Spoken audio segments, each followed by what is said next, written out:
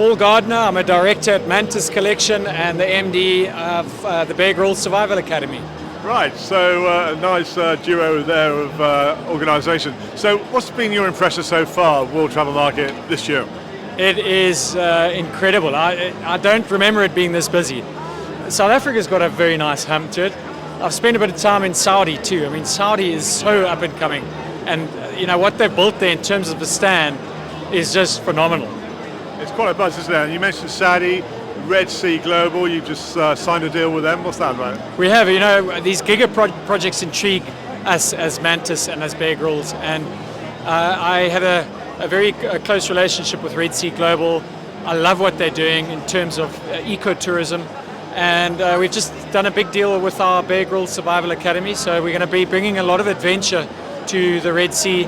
Our team's just returned from 10 days out there recceing different sites. Yeah. It's incredibly exciting for us to have a presence there. And talking of Bear Grylls in the Middle East, you've been based in Ras Al Khaimah now for, just over a year, I suppose. We opened just before COVID, so we had a tough couple of years. Yeah. But I believe it's bouncing back nicely. It's an incredible part of the Middle East, and certainly the UAE. For a place to go and do corporate team building and just family adventures, those mountains are priceless. I love it up there. And you're spreading your wings, not just the Middle East, as you just mentioned, but also America. So what's happening? What have you been signing with them? Well, I'd love to see Mantis and our Bear Grylls brand arrive in America. I think we're close to something happening there. But what we have done is we've engaged with one of the biggest biggest animal foundations out there, called American Humane. And their global brand is called Global Humane. And they are the big certifiers between zoos, aquariums. They do agriculture. They were made famous by, no animals were harmed in the making of this movie. That's their trademark. So they also certify Hollywood movies in which animals have starred in.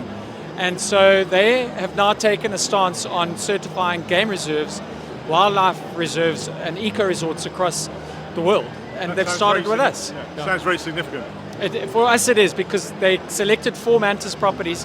They spent about 10 days in the country having a look at really getting under the skin of these properties and how we treat our animals and engage with them, etc. as tourists.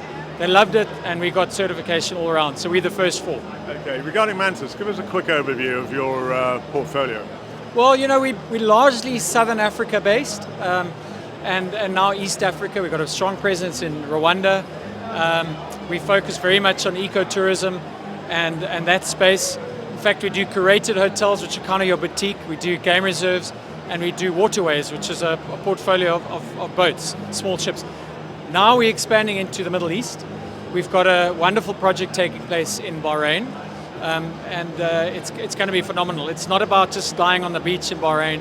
It's about getting your feet in the sea and replanting coral reefs, going on game drives. There's a game reserve that's being established. So it's marine safari, game safaris, and just enjoying this beautiful resort that we're building. And then we're busy in Saudi with a couple of lodges there too. Go back to South Africa, you mentioned small ships. Are those where you stay on board? They are. The flagship is a boat called the Zambezi Queen. It's worth almost Googling that, because she's got 14 rooms. She sails on the Chobe River. You sleep on board for 2 or 3 nights, and you've got Africa on your doorstep. You literally throw your curtains open in the morning. You'll have hippos grunting and lions and all kinds of animals outside the boat. It's a wonderful way to do a safari. Sounds absolutely wonderful indeed.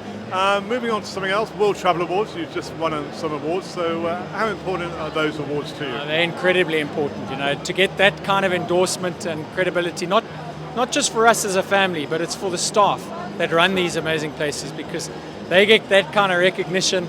We're allowed to wave that flag. It's good, and it really helps us in Africa to get that, draw international tourism. So very exciting for us. Good news, and thank you very much for joining us on Breaking Travel. I'm not going to let you go, because I just want to say congratulations to the Springboks for winning the Rugby World Cup. Who are they? Well done on that. Well done. Thank you for having us. Okay, thanks.